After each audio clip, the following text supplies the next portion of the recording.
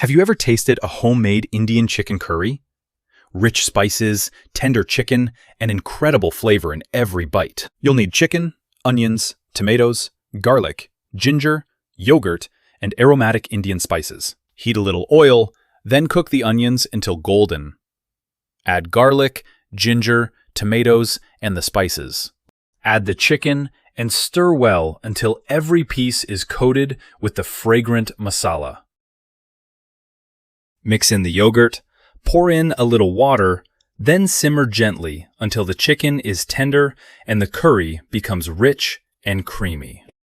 Sprinkle fresh coriander over the curry and serve it with fluffy basmati rice and warm naan. Your homemade Indian chicken curry is ready to enjoy. Thanks for watching. Don't forget to like, subscribe, and share for more delicious homemade recipes.